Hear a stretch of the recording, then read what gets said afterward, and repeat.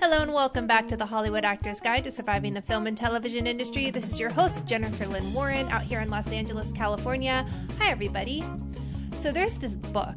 It's called The Profession of the Stage Director, and it's by Georgy Tovstonogov. I believe he's Russian. And he wrote that a director may fall into one of the deepest pits by rushing immediately to visual or pictorial solutions. And I find that many of you are doing the same thing in your auditions. You get your audition and immediately you're like, what am I going to wear? How am I going to wear my hair? What kind of makeup am I going to? What's my backdrop going to be? Instead of rushing to what you should be doing and figuring out what the story is. There's a famous statement by Hemingway. Pretty much all writers know this, but it's good for you as an actor as well. And he said, write the story, take out all the good lines, and see if it still works. What that really means is make sure you're not embellishing for the sake of embellishments. That goes for your auditions, in your acting. It goes for everything. How much do you really push in your costumes and all this other stuff instead of just telling the story? And if you've ever taken any sort of academic classes on acting or films or writing, you probably get a really nerdy professor who's going to talk a lot about Aristotle, and that's because a lot of our knowledge about storytelling does come from Aristotle. And what he told us is what happens to, the point. Okay, so what Aristotle said, I know, I feel like I'm all over the place today, I'm sorry. Aristotle told us that the point is what happens to the hero and not what happens to the writer.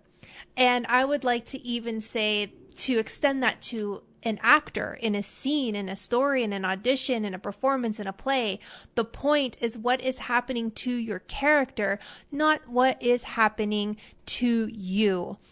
I worked with an actor the other day who was so concerned about whether or not they were looking really handsome on camera when that was not the point of the character at all or the story. There was absolutely no reason for this character to either be attractive or unattractive. So instead of playing the character, they were playing to their own vanity. And so this is just a caution out there. Make sure you are telling the story of your character and not embellishing it with things that do not need to be there.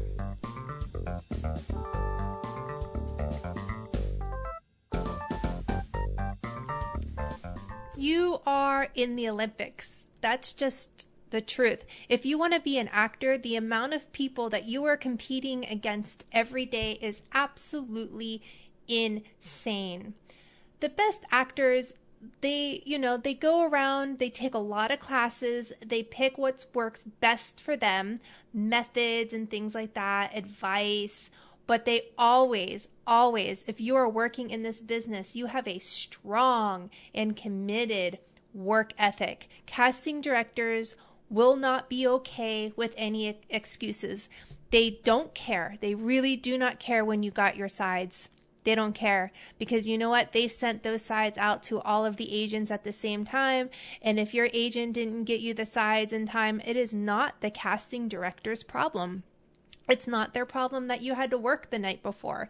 It's not their problem that they want to do this callback over Zoom and you have a 2-year-old running around. They'll be understanding if you just explain the situation, probably more understanding than you may expect. But if you come up and you're just looking for excuses, then it makes you look so weak. The casting director is expecting you to have done your homework, the reading, the analyzing, the working on the scene, the detailed, clear choices, and rehearsing and rehearsing and rehearsing and rehearsing and rehearsing and rehearsing and rehearsing. That is what makes a professional. When I get reached out for coaching, sometimes I do ask, what is your daily thing you do as an actor? And I hear actors complain all the time about memorizing, and what's the trick to memorizing? And I did a whole podcast on memorization, and the one thing no one wants to hear is that you have to train your brain to memorize, and so you have to do it every day. That's what the professionals are doing, and that's what working actors are doing. And so if you want to be a professional, start showing up in those auditions as a pro.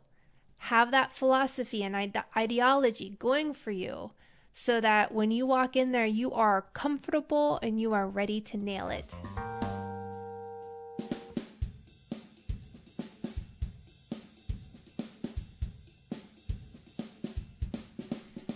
This episode is sponsored by We Audition, weaudition.com. I just crossed my 100 mark, so I've helped over 100 actors on this site. It's been my great pleasure to be on there, to coach actors, to work with them on scenes, and to go on We Audition myself when I have an audition and I need to work a scene, get off book, or even tape a self-tape. weaudition.com for 25% off your monthly fee. Just enter promo code HAG25. That's HAG25. weaudition.com, HAG25.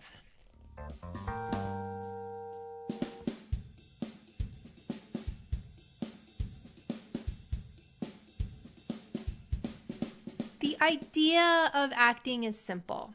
That is why everybody thinks that they can do it. But the actual execution of being a great actor is very, very difficult. I think first because an actor needs to be an expert on human behavior. They should know how somebody sits and breathes when they're lying versus someone's accusing them of lying, but they're telling the truth. They should know what kind of smiles on their face when somebody's in love. They should know all sorts of things about what motivates a person to become a killer or a tyrant or a savior of the world. All of these things actors should be learning about and thinking about, and the work very rarely is being done, unfortunately, which is why we get a lot of bad acting. Because what we want to do, we want to be able to inhabit human behavior and then, chew it up and then release it to the audience in a moment of great empathy and connection where the audience recognizes the human behavior. They recognize the aim to get the audiences committed to the characters and consumed by the experience of the story. Because what you want is that back and forth between actor and audience to be meaningful and compelling. Because none of us have a lot of time in our life.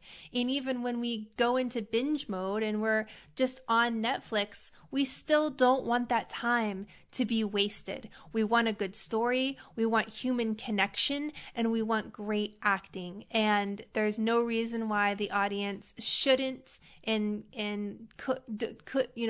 don't expect that. I expect that as a consumer.